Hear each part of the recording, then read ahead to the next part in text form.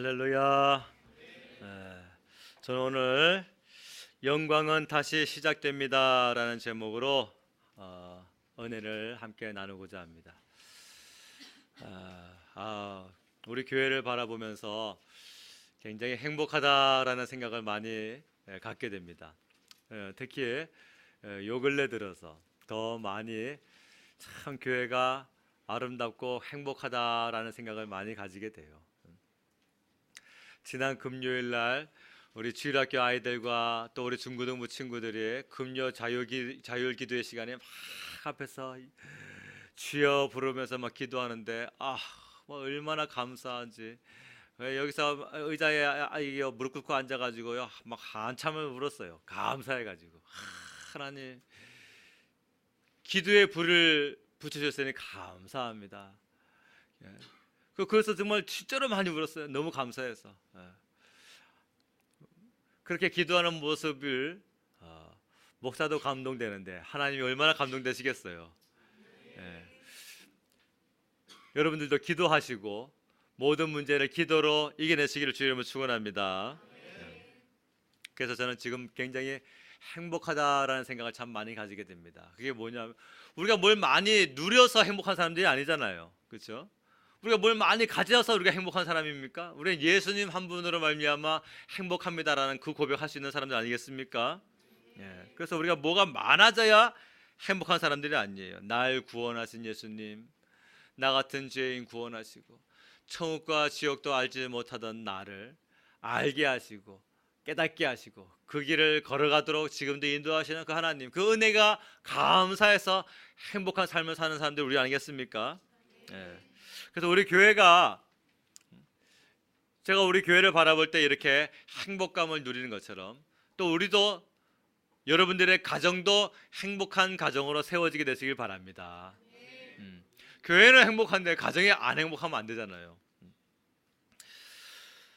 잘 되는 교회, 안 되는 교회, 그건 무슨 차이일까요? 잘 되는 교회, 안 되는 교회, 그것은요 숫자가 아닙니다. 절대로. 사람은 외모를 보거니와 나 여호와는 중심을 보신다고. 숫자가 많이 모여있는 어마어마하게 많은 큰 교회면 야 교회 참 잘 됐네. 숫자가 별로 없는 작은 교회면 아유 교회 참 안 됐네. 아닙니다. 하나님의 영광이 있는 교회가 잘 되는 교회예요. 왜요? 하나님이 그 교회를 통째로 다 데리고 가시는 거 아니지 않습니까? 그 속에 신앙생활을 하고 있는 한 사람 한 사람을 면밀하게 보시고 또 보셔가지고 하나님이 데려가실 만한 잔지 버리실 만한 잔지를 주님께서 보시고 판단하시는 거 아니겠어요? 규모가 중요한 것이 아니란 말이죠. 사탄이 좋아하는 교회가 뭡니까? 사람 많아도 상관없어요. 사탄은요 성도의 숫자가 늘어나는 거 사탄은 두려워하지 않습니다. 많은 숫자라도 십자가 붙들지 않고 사는 성도, 예수님 붙들고 살지 않는 성도, 그런 성도가 가득하기를 원하는 것이 사단이 원하는 교회입니다. 왜요? 우리는 죄를 지을 수밖에 없는 사람들인데 예수님의 십자가가 우리를 세워주시지 않습니까? 예수님의 십자가가 죄 지은 우리 심령을 다시 굳건하게 세워주는 거잖아요. 그런데 죄인인 성도가 십자가를 붙들지 아니하고 예수님 붙들지 아니하면 어디 가서 설 수 있겠냔 말이에요. 우리 얼마나 많이 찬양하면 예수 십자가에 흘린 보혈로 얼마나 많이 찬양을 해요. 예수님의 십자가 보혈이 나를 깨끗하게 하고 예수님의 십자가 보혈이 저와 여러분을 오늘 이 시간을 통하여 의롭게 하실 줄로 믿습니다. 그러니까 사탄이 원하는 게 뭐냐면요 성도가 죄짓고 불순종하면서 예배에 나와서는 회개하지 않는 성도로 그대로 돌아가게 만드는 것, 그것이 바로 사단이 원하는 성도예요. 그러나 몇 명이 됐든 간에 그들이 십자가 붙들고 살면서 자신의 부족함을, 자신의 죄를 고백드리고 다시 하나님의 용서를 받게 되고 용서받은 자로서 돌아가는, 이걸 사단이 싫어하는 것이고 성령이 역사하시는 은혜가 바로 거기에 있단 말입니다. 그 용서받은 성도들에게 하나님께서 주시는 선물이 두 가지가 있는데 그게 뭐냐면 용서받은 자로서의 그 해방감에서 오는 기쁨과 그 다음에 하나님이 내 편이다라고 하는 것에 대한 영적인 담대함이에요. 오늘 거기 있습니까? 자기가 지은 죄에 대해서 예수님의 십자가 보혈로 내가 다 씻었다라고 하는 것에 대한 그 영적인 해방감이 있고, 그래서 죄는 내가 지었지만 예수님의 십자가 보혈로 말미암아 씻어져 가지고 이제 죄와 나는 완전히 분리됐고, 그리고 하나님이 내 편에 시다라고 하는 이제 담대함이 그 안에 있는 거예요. 할렐루야. 네. 그래서 용서받은 자로서 내 죄가 다 씻어졌다라고 하는 것에 대한 영적인 기쁨이 있어요. 이런 자들이 이제 하나님의 영광을 사모하게 됩니다. 그래서 오늘 제가 여러분과 함께 나누고 싶은 말씀은 뭐냐면, 하나님의 영광을 사모함, 하나님의 영광을 사모함, 이 뜨거운 영적인 감정이 우리 안에 지금 불타오르고 있느냐, 이것을 한번 바라보잔 말이죠. 하나님의 영광을 사모하는 것, 얼마나 많은 사람들이 세상 영광을 사모하는지 몰라요. 세상 영광, 그래서 돈으로부터 그 영광을 살려고 하고, 재물로부터 그 영광을 살려고 하고, 좋은 의복과 또 외모로 말미암아 자기의 영광을 사모하려고 합니다. 성도가, 예수님의 십자가로 구원받은 성도가 하나님의 영광을 사모함이 없어요. 세상 영광을 사모하는 자들이 되어야 되겠냔 말이에요. 하나님이 여러분들 구원하셨어요. 그 구원은 영원한 구원이고, 잠깐 한 1년 동안 구원한 것도 아니고, 한 10년 동안 거기서 건진받는 것도 아니고, 영원한 구원이십니다. 다른 어떤 것으로도 비교할 수 없고 바꿀 수도 없는 거예요. 구원에는 세 종류가 있잖아요. 첫 번째로는 환경에서 살려주는 구원이 있어요. 환경에서 살려주는 구원. 예를 들면 힘들어하는 사람 도와줍니다. 가서.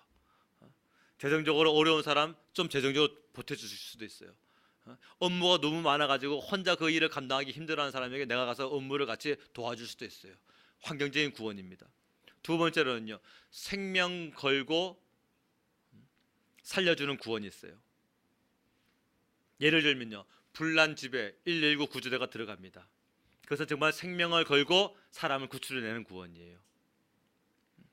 환난에 처한 사람을 반드시 살려야 된다고 하는 구원입니다. 그건 아주 특별한 사랑입니다. 첫 번째로 환경적인 구원에서 그것은 아주 보편적인 사랑이라고 한다면, 두 번째로는 아주 특별한 사랑이죠. 그러나 세 번째 사랑이 있어요. 생명과 맞바꾸는 구원이에요.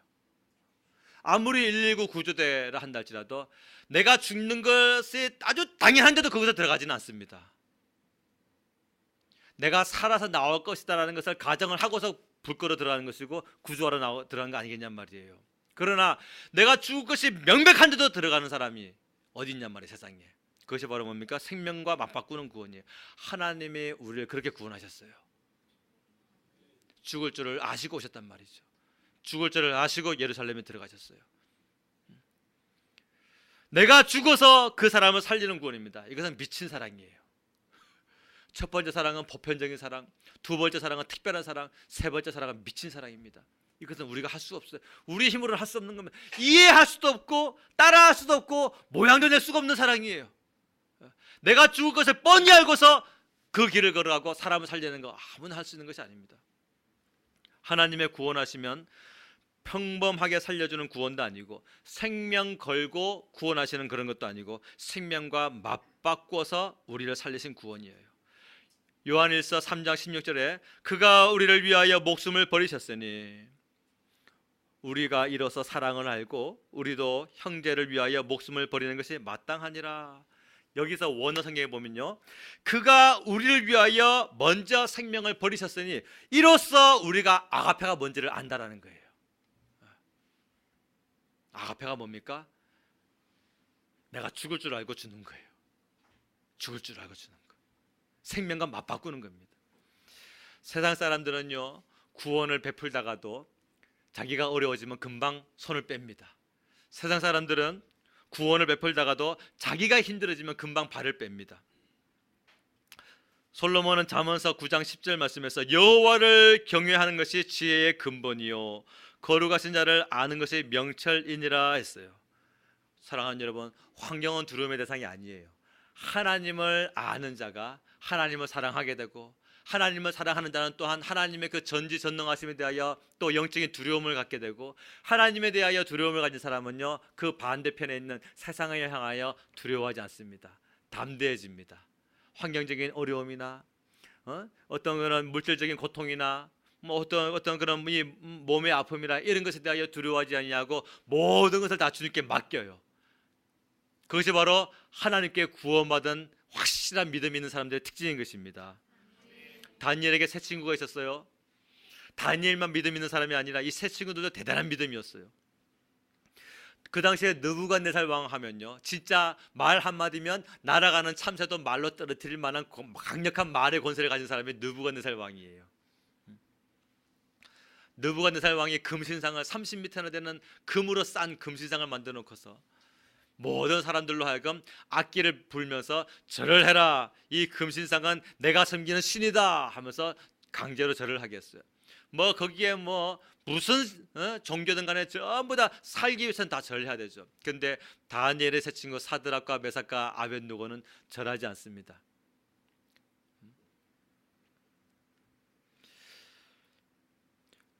그 친구들의 그 결정이 자기들이 죽고 사느냐의 결정이거든요.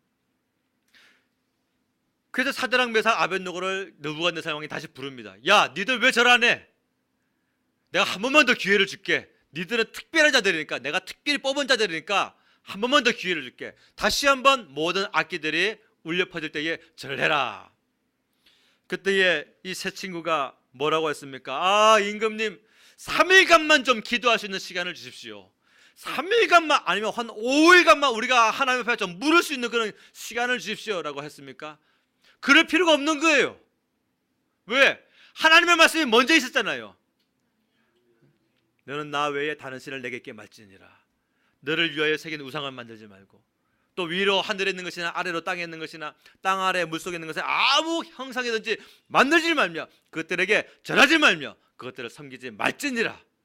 먼저 모세를 통하여 하나님께서 주신 말씀이 있는데 뒤에 일어난 그 말이 아무리 막강한 임금의 권세의 말이라 한다 할지라도 먼저 있는 하나님의 말씀이 생명의 말씀인 거예요. 아멘. 그래서 그들은요, 하나님 우리에게 기도할 시간을 좀 주세요 해가지고 골방에 들어가서 막 기도했습니까? 하나님 우리가 절하지도 않고 죽지도 않을 수 있는 방법을 좀 알려주세요 막 했습니까? 아니에요. 아닌 건 아닌 것이지, 아닌 것을 길게 기다고 만드는 것은 안 되는 겁니다. 틀린 것은 틀린 것이고, 맞는 것은 맞는 것이지, 틀린 것 앞에서 맞는 것도 아니고 틀린 것도 아닌 것처럼 애매모호하게 영적으로 결정을 하고서 시간을 정하고 기도 들어가 봐야 내가 알겠습니다. 이게 하나님의 진짜 뜻인지 아닌지 내가 기도해 봐야 내가 이게 따라가겠습니다. 이런 애매모호한 결정들이 교회 안에 얼마나 많은지 몰라요. 그런 건 기도할 필요가 없는 거예요. 골리앗이 앞에 왔어요. 이스라엘 백성들이 40일 동안 그 앞에 쩔쩔맵니다. 한 사람 나갈 사람이 없는 거예요. 골리앗과 싸울 사람이. 그때에 다윗이 와봤습니다. 골리앗이 이스라엘 민족들을 막 모독을 하고 그 이스라엘 민족이 섬기는 하나님을 막 모독합니다. 영적으로 얼마나 막 추한 말을 하는지 몰라요. 그 앞에 다윗이 내가 기도 좀 해볼게요 하고 했습니까? 그건 기도할 필요가 없는 거예요. 여호와의 만군의 여호와 이러면 내가 너 앞에 나아가노라. 다윗이 작전 기도하고 금식 기도하지 않았습니다. 그것은 그의 담대함이 표현될 수 있는 절호의 찬스였어요.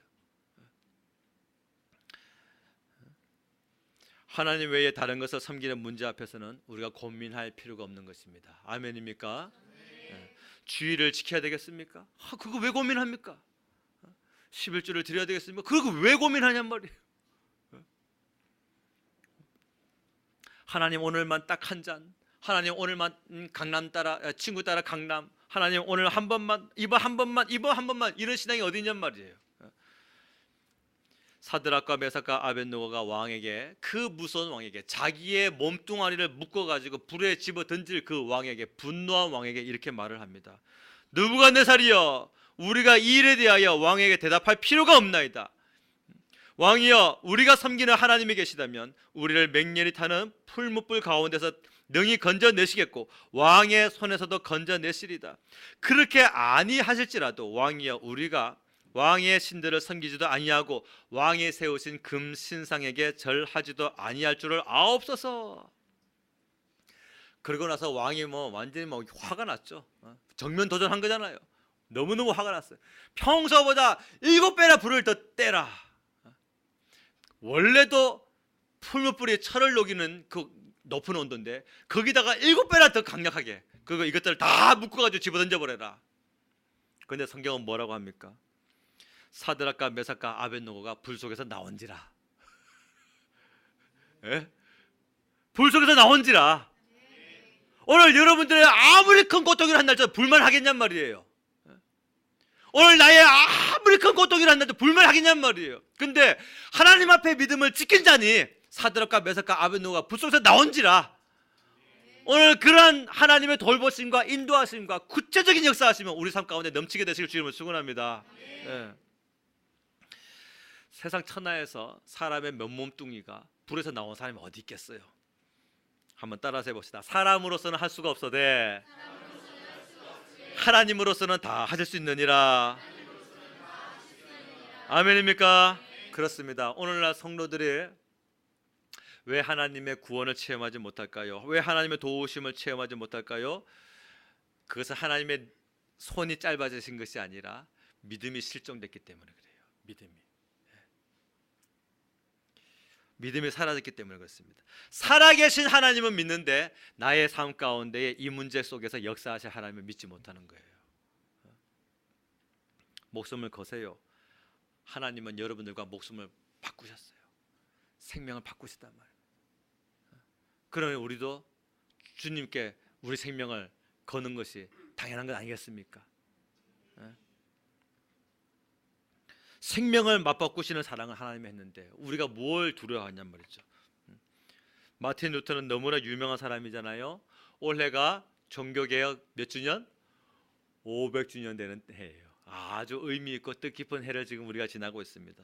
그 종교개혁 500주년 마틴 루터를 통해서 개신교가 일어난 거 아니겠습니까? 그 타락한 로마 카톨릭에서 개신교가 일어난 지가 이제 500주년 되는 해인데 그 개신교의 탄생을 만든 물론 하나님이시지만 하나님께 귀하게 쓰임 받은 사람이 바로 누구냐? 마틴 루터예요. 그 교황을 중심으로 한 카톨릭의 권세자들 앞에서 맞서 싸우면서 종교 개혁을 성공했어요. 그런데 그러한 마틴 루터도 그 종교적으로 이 싸우다 보니까 그 영적인 무기력감에 빠진 적이 있어요.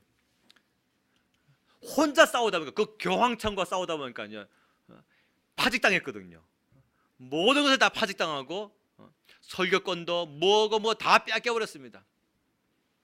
그리고서 막 생명의 위협을 받습니다. 근데 마틴 루터가 하나님의 일을 한다고 하는데 이 마틴 루터가 옳은 일인 것을 알면서도 그와 함께 하는 사람이 없는 거예요. 우리가 가끔 그런 일을 당할 때가 있거든요. 내가 무언가 영적으로 옳은 일이다 하는데 그 일이 너무너무 굳센 나머지 다른 사람이 내 편을 서지 못할 때가 있어요. 그럴 때도 낙심할 필요가 없어요. 마틴 루터가 바로 그 무기력감에 빠진 겁니다. 아무도 내 편이 없구나. 그 허탈해가지고 빠져가지고 주저앉아 있는 거예요. 이제 뭐 종교개혁 하러 나가지도 아니하고 싸우지도 않는 겁니다. 그 모습을 아내가 봤어요. 어떻게 했을까요? 이 양반아 속 터지게 왜 방구석에 처박혀가지고 앉아있는 거야? 빨리 좀 나가봐. 뭐 좀 해봐. 그렇게 하지 않았어요. 오늘 사랑하는 아내 여러분들 잘 들으세요. 지혜로운 말을 해야 돼요. 잠언서 14장 1절 말씀을 보니까 지혜로운 여인은 그 집을 세우되 미련한 여인은 자기 손으로 그것을 허느니라 그랬어요. 마틴 루터의 아내는요 그렇게 미련한 행동하지 않았습니다. 조용히 나가더니 장례식장에서 입는 그 까만색 장례복을 입고 들어왔어요. 그 남편이 보니까 깜짝 놀랐죠. 여보 누가 죽었어? 자식이나 누가 죽었나 싶어가지고 아내가 말합니다. 우리 집 식구가 죽은 것이 아니라 하나님이 돌아가셨습니다. 그 루터가 이렇게 얘기하죠. 그 무슨 핵의 망측한 소리예요. 하나님이 돌아가시다니 전능하신 하나님이 어찌 돌아가신단 말이에요. 당장 그 말을 취소하시오. 하나님은 지금도 어제도 영원토록 살아 역사하신단 말이오. 맞아요. 나도 그렇게 알고 믿었어요. 그런데 그 전능하시고 지금도 살아 역사하신다는 그 하나님을 믿는 당신이 낙심하고 좌절하고 앉아있는 것을 보니 하나님이 돌아가신 줄만 알았어요. 그래서 마틴 루터가 맞다. 아무리 내 편이 없더라도 하나님은 내 편이시지. 아멘. 생명을 걸고 싸워야 될 그 종교개혁 앞에서 아무런 사람이 내 편이 아니라 한 날짜도 하나님은 내 편이시지 해서 그 안에 영적인 교훈 앞에 다시 새 힘을 얻어가지고 나가서 그 종교개혁을 완성하고 마무리했다는 얘기가 있어요. 엘리 집안이 무너진 이유가 뭡니까? 하나님의 영광을 사모함이 없어요. 하나님의 영광을 사모함이 없어요. 범죄하고 불순종하더라도 다 버림받는 거 아니거든요. 보세요 여러분, 엘리의 두 아들들이 예배를 멸시하고 그리고 해막에서 수종되는 여인들과 동침을 하고, 그거나 다윗이 우리아의 아내 밧세바를 강제로 불러서 동침한 거나 그게 무슨 차이가 있어요? 뭔 차이가 있습니까? 없어요. 자, 사랑하는 여러분, 우리가 행실로 따지면, 삶으로 따지면요, 우리 이 안에서 특별히 의인, 특별히 죄인이 없습니다. 다 똑같아요. 그런데 무슨 차이가 있느냐? 회개하는 사람과 회개하지 않는 사람과의 차이가 있단 말이에요. 성경은 우리 죄에 대해서 행실에 대한 죄는 큰 죄고 마음으로 짓는 죄는 작은 죄라고 말하지 않습니다. 그냥 죄의 삭은 사망이에요. 심지어 예수님은 마음으로 짓는 죄를 더 지적하셨어요. 마태복음 6장을 읽어보면요, 그 마음으로 짓는 죄에 대해서 아주 강력하게 예수님께서 말씀하십니다. 그러니까 성경은 죄에 대한 규정이 큰 죄다 작은 죄다 없어요. 그냥 죄의 삭은 다 사망이에요. 우리가 이 안에서 어떠한 삶으로 일주일을 살아왔던 간에 특별히 더 깨끗하다, 덜 깨끗한 자다, 더 깨끗한 자 없습니다. 죄 지은 사람은 전부 다 죄인이에요. 그런데 별 차이 없는 우리지만은, 삶으로 따지면 별 차이가 없지만 차이가 하나가 있어요. 그게 누구냐? 자기 죄를 가지고 통곡하고 회개하면서 하나님의 영광을 사모하는 그런 사랑 성도들과 그것조차 없는 성도들과 이 차이는 크단 말입니다. 엘리 제사장이 두 아들들의 그 범죄에 대하여 크게 나무라지 않은 것이나, 다윗이 자기의 딸 그 다말을 강간한 맏아들 암논을 크게 나무라지 않은 것은 뭔 차이가 있어요? 차이가 없습니다. 그러나 엘리 제사장과 다윗과의 큰 차이가 있어요. 그것은 바로 하나님의 영광을 사모함이 누구에게는 있었고 누구에게는 없더라는 것이죠. 하나님의 영광을 간절히 사모하던 다윗에게는 하나님의 용서와 회복과 치유가 있고, 하나님의 영광을 사모함이 없던 엘리 제사장의 집안에는 하나님의 심판과 저주가 있다는 말이에요. 하나님은 다윗에게 나단 선지자를 보내셨죠. 그리고 이렇게 말씀하게 합니다. 당신이 죄졌습니다. 그 한마디에 다윗은요, 하나님 앞에 막 통곡을 합니다. 회개할 줄 아는 사람이었어요. 시편 51편 말씀을 보면 다윗이 그때 그 당시에 회개했던 그 심정을 잘 기록해 놓고 있습니다. 주의 얼굴을 내 죄에서 돌이키시고 내 모든 죄악을 씻어주소서. 이게 뭔 말입니까? 하나님, 내가 죄를 지었다 한날짜도 나를 못 본 채 하지 마시고 내 많은 죄를 씻어주소서. 하나님이여, 내 속에 정한 마음을 창조하시고 내 안에 정직한 영을 새롭게 하소서. 정직한 영을 새롭게 하소서. 다시 말하면 다윗 안에 하나님에 대한 그 거룩함에 대한 그 영광을 사모하는 마음이 사라져버리고 잠시 그 거짓된 그 영을 가지고서 사람을 속이고 하나님을 속였던 거예요. 어떻게 속였습니까? 밧세바를 취하고 밧세바가 임신을 하니까 그 임신한 밧세바를 집으로 돌려보내고 그 아내와의 관계를, 남편과의 관계를 만들기 위해서 전쟁터에 나가 있는 우리아 장군을 소환을 하죠. 불러가지고 술을 잔뜩 먹여가지고 취하게 한 후에 집으로 들어가라 합니다. 근데 그 우리아 장군이 얼마나 신실한 장군이었던지, 내 모든 지금 동료들이 전부 다 전쟁터에 나가 있는데 내가 어떻게 집에 들어갈 수 있겠습니까? 하면서 성문 앞에서 잠을 잡니다. 이틀을 그렇게 해요. 다윗이 안 되겠다 싶어가지고 편지를 써가지고 보내죠.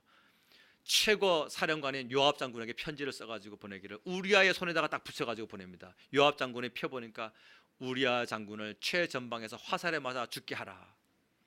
그래서 우리아 장군이 죽었어요. 다윗은 이걸로 끝났다. 이제 임신했던 밧세바를 자기의 궁궐에 합법적이다라는 명목으로 아내로 맞이합니다. 그러나 그것이 합법이 아니었죠. 하나님은 다 보고 계셨던 겁니다. 그리고서 나단 선지자를 보내가지고 그 죄를 지적합니다. 자기는 싹 깨끗하게 마무리됐다 했는데 하나님이 다 보시고 그 죄를 지적하신 거예요. 그때에 다윗의 위대함이 나타나는데 통곡을 하면서 울면서 회개를 합니다. 하나님, 내 죄를 용서하여 주옵소서. 하나님이 다 보고 계셨으니 내 죄를 용서하여 주시옵소서. 그 기도예요. 정직한 영을 새롭게 하소서. 나를 주 앞에서 쫓아내지 마시며 주의 성령을 내게서 거두지 마소서. 다윗은요 자기의 범죄로 말미암아 하나님이 향해서 떠나가실까 봐, 자신과 그 하나님 사이에서 하나님의 영광이 자기에게서 사라질까 봐 그것이 두려웠던 거예요. 그리고 강력하게 매달립니다. 나를 주 앞에서 쫓아내지 마시고 주의 성령을 내게서 거두지 마소서. 성도가 크고 작은 죄를 참 많이 짓습니다. 하지만 우리가 죄인으로서 이와 같은 고백을 할 수 있다고 한다면 그는 결코 버림받을 수가 없는 것입니다. 아멘. 하나님의 용서와 회복이 있는 것입니다. 그런데 엘리 제사장을 보세요. 다윗에게 나단 선지자를 보내셔가지고 당신 죄인입니다, 당신 죄졌습니다라고 지적하셨던 것처럼 하나님은 똑같이 엘리 제사장에게도 하나님의 선지자를 보내셨거든요. 사무엘서 2장에 보면은 하나님의 선지자가 와가지고서 그 말을 합니다. 당신 죄졌습니다. 당신의 아들도 죄인이고 당신도 죄인입니다. 그때 엘리 제사장이 회개를 안 합니다. 회개를 안 해요. 회개할 마음이 사라졌어요. 성도의 가장 큰 문제가 뭡니까? 자기가 반복되는 죄를 짓고 있으면서도 불구하고 회개할 마음이 없는 거예요. 회개가 뭔데요? 성령의 역사거든요. 다시 말하면 성령의 역사가 없는 겁니다. 사무엘상 2장 27절 말씀 보면 선지자를 보내셨어요. 죄를 지적합니다. 그런데 그들이 회개를 안 해요. 아들도 회개를 안 하고 아버지도 회개를 안 합니다. 회개는 성령의 역사인데 회개를 안 하면 성령의 역사가 끊어진 거 아니겠냔 말이에요. 사울 왕에게 하나님께서 사무엘 선지자를 보내시죠. 당신 죄인입니다. 당신 죄졌습니다. 사울 왕이 회개를 안 해요. 회개를 안 해요. 하나님이 당신을 버리신답니다. 임금님, 하나님께서 당신을 버리십니다 하는 때에 그때에 살려달라고 울며 불며 통곡하면서 회개해야 되는 거 아니겠습니까? 회개하며 하나님이 다시 그를 긍휼히 여기시고 세우시고 회복하시고 그런 사람들을 하나님이 다시 들어서 사용하시거든요. 가룟 유다나 베드로나 무슨 차이가 있어요? 돈 주고 팔은 거나 저주하고 맹세하고 부인한 거나 무슨 차이가 있냔 말이에요. 그런데 베드로는 회개의 자리로 나가는데 가룟 유다는 회개를 안 합니다. 왜요? 성령의 역사가 없는 거예요. 사랑하는 여러분, 하나님의 영광이 왜 떠납니까? 회개하지 않는 세대, 오랫도록 묵은 죄에 대하여서도 회개할 마음이 없는 세대. 하나님은 계속해서 회개를 촉구하면서 자비와 긍휼과 오래 참음으로 그를 인도하시는데 회개할 마음이 없는 그런 세대, 끝내 하나님은 떠나십니다. 그 역사가 성경의 역사예요. 회개하고 뉘우치는 자를 하나님은 단 한 번도 너 늦었어 하지 않았습니다. 아멘입니까? 단 한 번도 아무리 많은 죄를 졌다 할지라도 회개하는 자를 향해서 하나님은 너 늦었어 하지 아니하신단 말이에요. 심지어 악한 이스라엘 왕 중에서 최고로 악한 왕이 아합 왕인데 그 아합 왕이 나봇의 포도원을 강탈한 사건이 있었어요. 아주 강력하게 큰 범죄를 했습니다. 그 전에도 이미 벌써 하나님의 선지자들 죽이는 일을 가담을 했고 악한 왕비 이세벨을 왕궁으로 데리고 오고 하나님께서 엘리야를 통해서 이제 아합 왕 집안을 내가 심판하겠다라고 선포하게 하셨어요. 그때 그 악한 아합 왕이 잠깐 동안 뉘우칩니다. 그때 이 아합 왕이 금식을 합니다. 베옷을 입습니다. 그리고 성경에 보니까 풀이 죽어 다니니라. 풀이 죽어 다니. 하나님의 심판을 받을 거 생각하니까 금식하면서 베옷을 입었다는 것은 뉘우친다는 얘기예요. 그 풀이 죽어 다니니라. 그때 하나님이 다시 엘리야 선지자에게 하신 말씀이 있어요. 아합 왕이 내 앞에서 겸비함을 보느냐? 그러므로 내가 그의 시대에 그 재앙을 내리지 아니하고 그 아들들의 시대에 재앙을 내리리라 하실 정도로 하나님은요 회개하거나 그 하나님 앞에 잘못했습니다라고 뉘우치는 성도들 그 현장에서 그를 절대로 징계하시거나 심판하지 못하신단 말이에요. 그게 바로 하나님의 자비와 긍휼이에요. 아멘입니까? 예. 회개하지 않는 가정을 향한 하나님의 심판을 보세요. 첫 번째로 존귀하다라고 하는 제사장 가문 두 아들이 죽습니다. 11절 말씀. 오늘 본문의 바로 앞절에 있는 11절 말씀. 자, 한번 읽어보겠습니다. 시작. 하나님의 괴는 빼앗겼고 엘리의 두 아들 홈니와 비나스는 죽임을 당하였더라. 아멘. 그들은 그 전쟁이 일어났을 때에 하나님의 법궤를 메고 나갔어요. 법궤는 하나님의 영광의 상징입니다. 그러나 하나님의 영광을 사모함이 없어요. 제사장이 이 법궤를 메고 가는 것이 그들이 전쟁을 이기는 방법이었고 수단이었던 거예요. 하나님의 영광을 사모하는 마음이 없이 법궤만 메고 나갔으니 무슨 전쟁의 승리를 하겠냔 말이에요. 그러나 반면에 가나안 땅을 정복 전쟁했던 성공했던 여호수아 장군도 항상 법궤를 메고 갔습니다. 제사장을 시켜서. 그런데 여호수아와 그들의 마음에는 하나님의 영광을 사모하는 마음이 있었어요. 그러니 그들의 전쟁 가운데 하나님 함께 하시는 겁니다. 아멘입니까? 이 법궤가 그들의 이기는 방법이 아니에요. 다시 말하면 우리가 이렇게 주일 예배 드리는 게 참 중요하지만 이 주일 예배만으로 이것이 우리의 삶의 성공이 아니란 말입니다. 근본적인 것은 하나님을 경외함과 하나님의 영광을 사모하는 마음이 있어야 되는 거예요. 11절 드린다고 해가지고 하나님께서 우리 삶에 다 평탁에 다 축복하시는 거 아니란 말입니다. 근본적인 것은 그 11절 통하여서 하나님의 내 삶 가운데 축복하였으니 주여 내 모든 것을 다 원래 주님께 받은 것이지만 주님께 감사의 것으로 이 예물을 드립니다. 받아주시옵소서. 그 하나님을 향한 경외함과 하나님의 영광을 사모하는 마음이 하나님께서 그 11절을 기뻐 받으시고 삶을 축복하시는 거란 말입니다. 예. 하나님의 그 두 아들에게서 떠나셨으니 법궤를 메고 간들, 법궤가 하나가 아니라 10개를 한들 다 메고 간들 전쟁에서 승리할 수가 없는 거죠.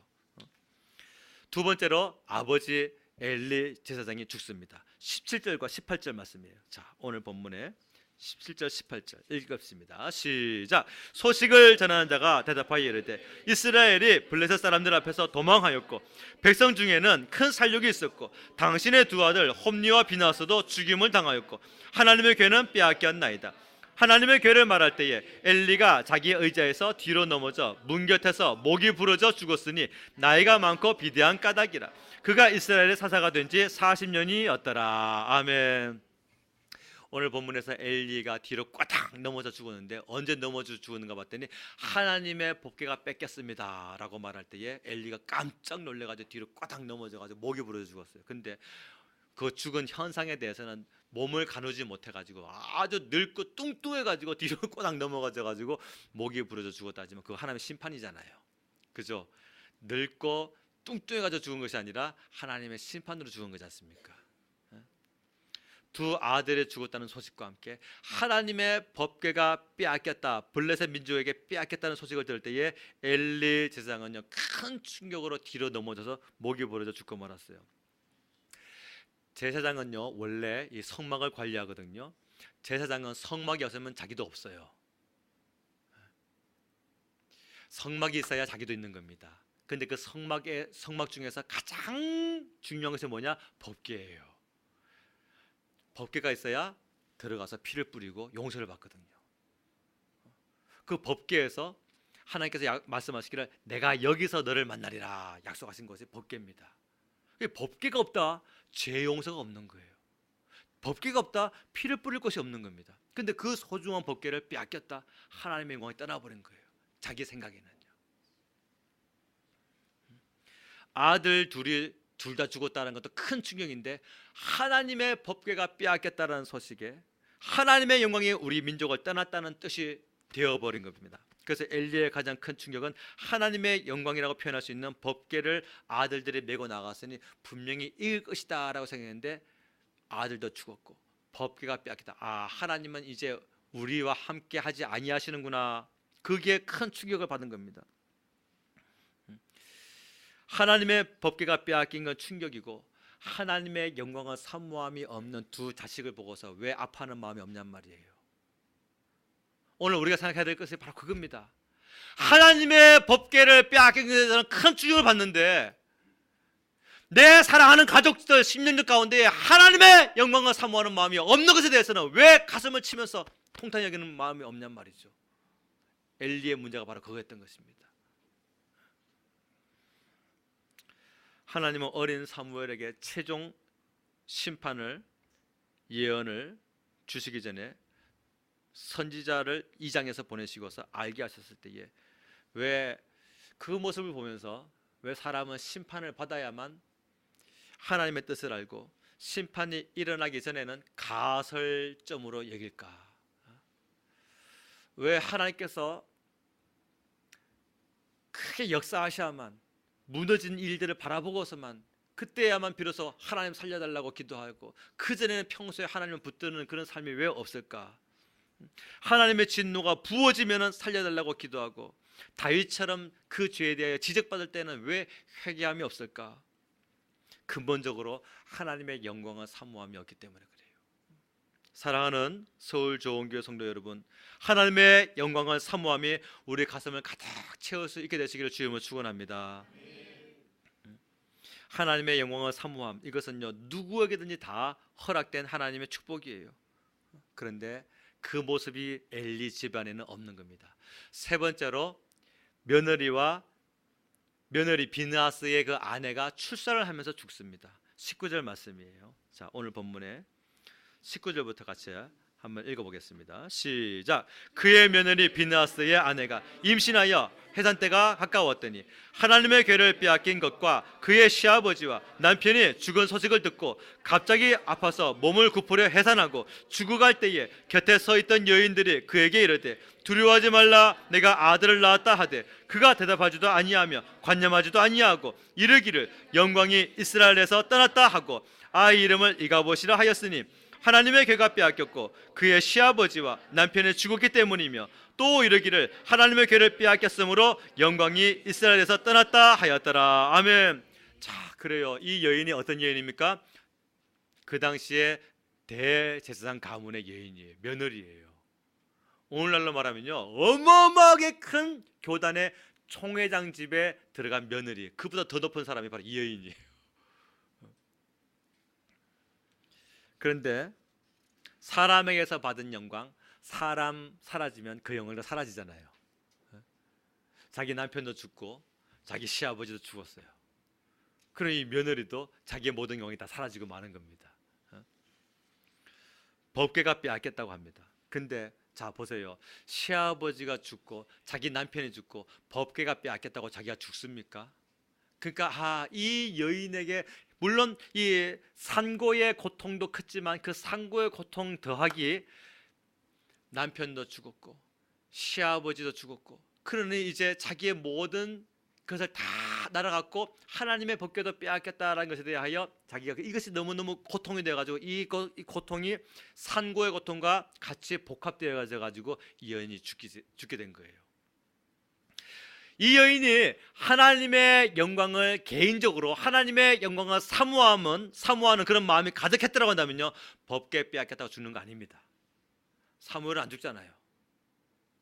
아 그래요 안 그래요? 사무엘은 안 죽잖아요. 한나 안 죽잖아요. 어떻게 법궤 빼앗겼다고 죽습니까 사람이? 그러니까 이 여인은요 이 모든 것을 정신적인 고통을 이겨낼 만한 마음이 없었던 거예요. 하나님의 법궤도 빼앗겼죠. 시아버지도 죽었죠. 자기 남편도 죽었죠. 근데 시아버지 죽고 남편 죽는다고 그것이 자기에게 너무너무 큰 고통이었던 거예요. 모압 여인 룻을 보세요. 남편도 죽었어요. 시아버지도 죽었어요. 죽습니까? 안 죽어요.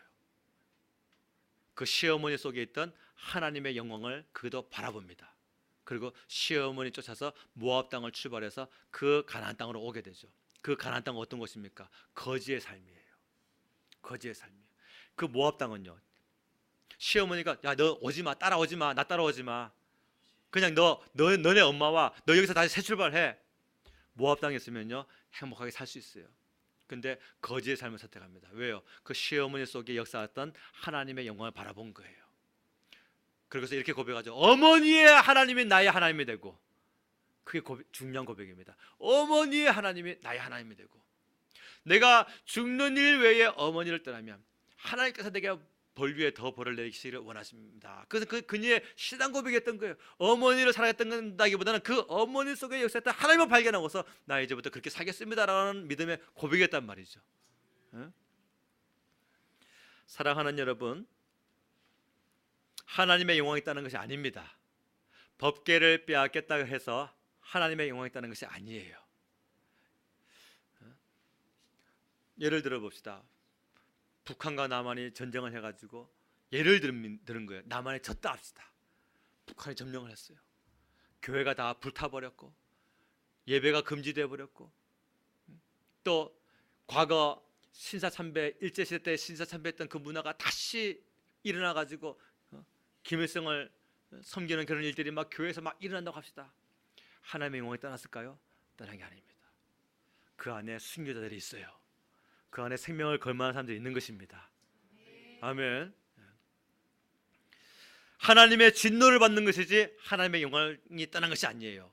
어떻게 알 수 있습니까? 사무엘상 6장에 보면 빼앗겼던 법궤가 다시 돌아옵니다. 하나님이 절대 버리지 아니하신단 말이에요. 하나님의 영광이 떠나지 않았어요. 아무리 큰 죄를 지었다 하더라도 하나님은 그렇게 쉽게 떠나시고 버리시는 분이 아니란 말이죠. 사랑하는 성도 여러분, 죄인이라도 상관없습니다. 하나님의 영광을 사모함이 있어야 됩니다. 죄인이라도 불순종했더라도 아무리 큰 죄를 지었다 한다 할지라도 감히 하나님 앞에 오늘 우리가 얼굴을 들지 못하는 그런 죄를 지었다 한다 할지라도 십자가 바라보세요. 십자가 바라보면 거기에 하나님의 용서와 하나님의 치유와 하나님의 회복하심이 있는 것입니다. 지금까지 인류가 그렇게 지속되어 온 거예요. 많은 죄를 거듭지고 또 거듭지지만 그러나 그 가운데에 십자가 바라보는 사람들을 통하여 교회가 세워졌고 하나님의 영광이 계속해서 우리에게 전이되어 온 것인 줄로 믿습니다. 다시 말씀드립니다. 죄를 지어 지옥 가는 거 아닙니다. 회개하지 않아 지옥 갑니다. 죄가 많아서 심판받는 게 아닙니다. 회개하지 아니할 때에 심판받는 것입니다. 영광이 떠난 것이 아닙니다. 그들이 받은 고통이 너무 커서 그렇게 느꼈을 뿐이에요. 우리도 마찬가지입니다. 때로는 어떤 큰 문제를 당할 때에 하나님의 영광이 떠난 것 같이 느껴질 때가 있어요. 모든 것이 무너진 것 같은 고통을 느낄 때가 있습니다. 그러나 하나님의 영광이 떠난 것이 아니에요. 우리가 회개할 수 있다고 한다면 아버지가 아들의 손을 붙잡고 나아가고 어머니가 딸의 손을 붙잡고 나아가고 자비와 긍휼의 하나님 앞에 회개함으로 나아갈 수 있다고 한다면 하나님의 영광은 다시 시작됩니다. 야곱이 야복강에서 기도의 승리자가 된 후에 그 약속의 장소 베델로 가지 않냐고 세겜으로 갔어요. 그랬더니 딸이 겁탈을 당합니다. 아들들이 보복을 하느라고 살인자가 됩니다. 가정이 막 급속하게 무너지는 것을 경험하게 됩니다. 그때 야곱이 어떻게 했습니까? 두려워했나요? 떨었나요? 그가 어떻게 했습니까? 도망쳤습니까? 그는 더 하나님을 섬기기 시작합니다. 하나님께서 나타나셨죠. 야곱아, 네가 처음만 하던 그 자리, 하나님의 영광을 사모하던 그 자리 베델로 가. 네가 가장 마음이 공고했던 그 현장에서 만났던 너의 하나님께 가서 예배를 드려라. 그래서 야곱의 집안에 있는 모든 막 종들에게 있는 그 우상까지도 다 걷어가지고 땅에다 다 묻어버리고 새 출발을 합니다. 그리고 베델로 가죠. 그 베델이 어떤 곳입니까?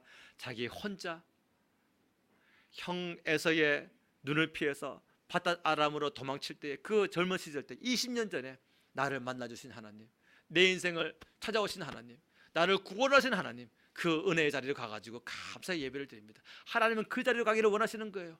첫사랑의 그 자리로 가기를 원하시는 것입니다. 모세도 십계명 받느라고 하나님 만나느라 40일 동안 산 위에 올라갔어요. 그때 백성들은 산 밑에서 음란하게 금송아지 숭배하느라 난리가 났어요. 가정도 그래요. 우리는 하나님께 충성한다고 헌신하고 충성하고 헌신하고 기도하고 하는데 집안에서 무너지는 일들을 바라볼 때가 있어요. 모세도 산 위에서 하나님과 기도하면서 십계명 받고 성막 짓는 그 구조를 받고 있을 때 백성들은 밑에서 막 엉망진창 무너진 삶을 삽니다. 모세가 얼마나 속상했으면요, 그 하나님께서 주신 십계명 돌판을 집어던져버려요. 깨트려버립니다. 너희들은 이거 받을 자격도 없다는 것이죠. 그리고 그 금송아지를 녹여가지고 사람들을 하고 마시게 합니다. 그리고 누구든지 여호와의 편에 선 자는 나오라 할 때 레위 지파가 나오죠. 칼을 차라, 칼을 찹니다. 금송아지 숭배하느라고 중추적인 역할을 했던 사람들을 처형시켜라 해서 그날 3,000명이 죽습니다. 그 다음에 모세가 어떻게 했습니까? 다시 시내산 꼭대기에 올라갑니다. 그리고 하나님, 이 민족을 불쌍히 여겨주시고 구원하여 주시옵소서 막 통곡하면서 기도합니다. 그리고 거기서 모세가 가장 중요한 한 가지를 하나님께 구하죠. 그것은 뭡니까? 하나님의 영광이에요. 출애굽기 33장 18절 말씀에 모세가 이르되 원하건대 주의 영광을 내게 보이소서. 주의 영광을 내게 보이소서. 다윗도 아들 압살롬의 반역으로 왕궁을 떠납니다. 다시 도망자의 삶을 살 때 얼마나 괴로웠겠어요. 아들이 자기를 죽이다. 여러분 생각해 보세요. 여러분들의 자식이 여러분들 죽인다고 할 때에 어떻게 하겠어요? 그 놈을 가만 놔두겠어요? 다윗이 얼마나 마음이 아팠겠습니까? 그 고통이 얼마나 심각했겠어요. 근데 시편 27편이 그때 그 심정을 노래한 말씀인데 4절 말씀에 보니까 이렇게 고백합니다. 내가 여호와께 바라는 한 가지 일, 그것을 구하리니 곧 내가 내 평생에 여호와의 집에 살면서 여호와의 아름다움을 바라보며 그의 성전에서 사모하는 그것이라. 다윗도 하나님의 영광과 사모함이 가득했었어요. 그 마음 가운데. 그러더니 그 고백하더니 압살롬 반역으로 말미암아 그 고백하더니 약 한 5년에서 6년 뒤에 시편 23편을 씁니다. 그리고서 나의 평생의 선하심과 인자하심이 정녕 나를 따르리니 내가 여호와의 집에 영원히 거하리로다. 압살롬의 반역으로 고통받을 때에 내 평생에 여호와의 집에 살면서 여호와의 아름다움을 바라보며 그의 성전에서 사모하는 그것이라, 그렇게 고백하더니 5, 6년 뒤에 고백을 하더라고요. 내가 여호와의 집에 영원히 거하리로다. 어디에 가면 우리가 만족할 수 있고, 어디에 가면 우리가 안식할 수 있고, 어디 가면 우리가 즐거울 수 있을까요? 내 영혼육을 구원하신 그 하나님과 함께 동행하는 것, 주님의 영광을 사모하는 그 자리, 그것이 바로 우리가 안전한 처소인 것입니다. 야곱도 하나님의 영광을 사모하더니 그 삶으로 들어가서 영화롭게 되었고, 모세도 하나님의 영광을 사모하더니 영화롭게 되었고, 다윗도 하나님의 영광을 사모하더니 그렇게 영화롭게 되었습니다. 이들이라고 환난이 없었던 게 아니에요. 이들이라고 유혹이 없었던 게 아닙니다. 그들도 다 우리처럼 무너진 삶이 있었고, 볼 수 없는 환경을 봤어야만 됐고, 환난과 유혹과 고통과 고난 속에서 그들은 굉장히 힘들었습니다. 그러나 오히려 그 속에서 그들이 위대한 점이 나타나는데, 그것은 뭡니까? 하나님의 영광을 구하는 거였어요.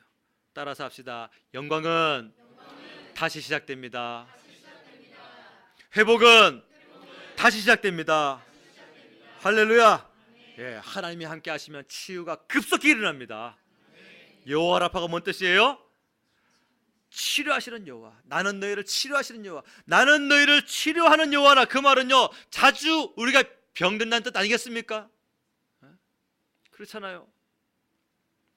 우리는 병들고, 우리는 자주 무너지고, 우리는 자주 쓰러지고, 우리는 자주 고통 가운데 있지만 그들은 놔두지 아니하신다는 뜻 아니겠습니까? 할렐루야. 말씀을 맺습니다. 하나님의 영광을 사모함이 있어야 돼요. 중요한 법궤 빼앗겼다고 하나님의 영광이 사라지는 거 아닙니다. 오늘 우리의 삶 가운데 어떤 현상적으로 빼앗긴 것이나 현상적으로 무너진 것이 있다고 해가지고 하나님의 영광이 사라진 것이 아니에요. 하나님의 영광을 간절히 사모하는 심령, 하나님의 영광을 사모하는 그 가정, 하나님께서 함께 하시고 영광은 다시 시작됩니다. 그러면 이제 우리가 하나님을 바라보면 하나님을 통하여서 치유하시는 하나님께서 급속히 우리를 치유하시고 회복하시는 은혜가 교회와 가정 곳곳에 다 두루두루 넘치게 될 줄로 믿습니다. 기도하겠습니다. 오늘 시간에 같이 기도할 때에 하나님, 우리 안에 주의 영광을 사모함이 가득하길 원합니다. 주여, 아내는 남편을 위하여 그렇게 기도하고, 남편은 아내를 위하여 그렇게 기도하고, 부모는 자식을 위하여 그렇게 기도하며, 주여, 우리 가정이 하나님의 영광을 사모하는 마음이 가득하게 하여 주시옵소서. 그것만 가득하다고 한다면 때로는 쓰러지고, 때로는 넘어지고, 때로는 하나님 앞에 죄인으로 올 수밖에 없지만, 하나님의 영광을 사모하는 마음이 가득하면 결코 죄인의 길에 오래 서 있지 못하며 악인의 길을 따르지 못하며 오만한 자의 자리에 오래 앉아 있지 아니하고 내 인생에 하나님의 영광이 다시 시작될 줄로 믿습니다라는 고백을 통하여 하나님께서 다시 회복하실 줄로 믿습니다. 그 은혜를 다하여 주시옵소서. 우리 주여 세 이름으로 통해 기도하겠습니다. 주여.